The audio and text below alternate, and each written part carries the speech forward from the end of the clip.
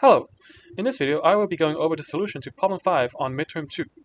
This problem asks us to consider a swinging pendulum within a accelerating car, or pretty much a swinging pendulum within a non-inertial frame of reference. We are asked to find the constrained Euler-Lagrange equations, to find the corresponding constraint force that the system experiences, and to find the equilibrium position of theta and of small oscillations about said equilibrium position. First, a brief overview of Lagrangian mechanics. Lagrangian mechanics is an alternative Newtonian mechanics to analyze physical systems.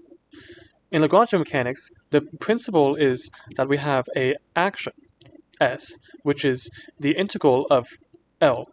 This quantity L is equal to the difference between the kinetic energy and the potential energy of our system. It turns out that our physical system will take the trajectory described by when this action is minimized. So in order to find the behavior of our system, we want to minimize the action as we vary q in q dots. This action is a functional, so therefore in order to minimize it, we need to borrow from the calculus of variations and use the Euler-Lagrange equation or equations to optimize the quantity. So to get started with the solution to our problem, we need to find the coordinates of our particle. And that will have two parts, the coordinates of the car and the coordinates of the swinging pendulum within the car. And then we just find these coordinates. It's fairly straightforward. We get this position vector and then this velocity vector. That will be used when finding the Lagrangian of the system. We also want to enforce our constraint on the pendulum.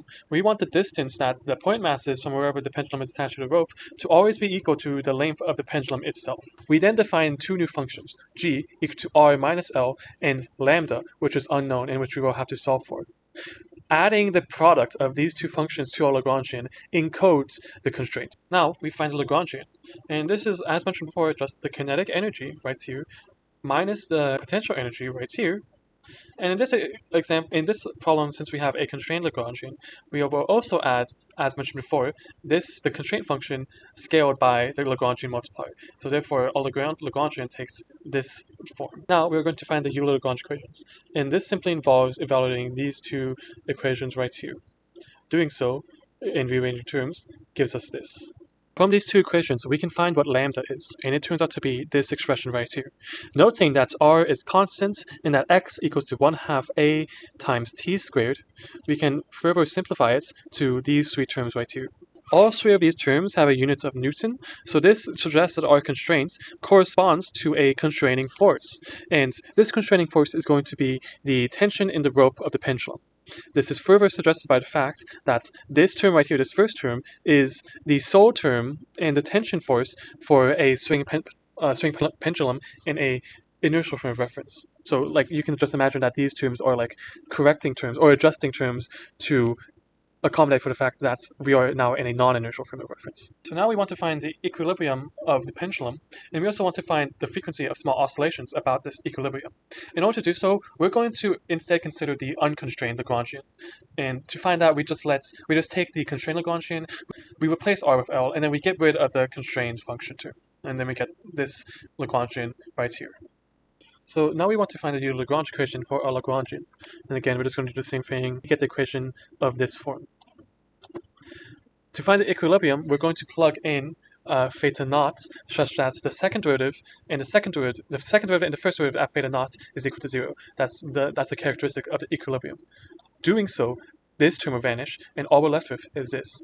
Evaluating this equation for theta naught gives us this expression for our equilibrium position. So in order to find the frequency of small oscillations around this position, we're going to make this substitution for theta, where again it's just the equilibrium points plus a small term epsilon, where epsilon kind of models our initial small nudge and the corresponding oscillation around the equilibrium position.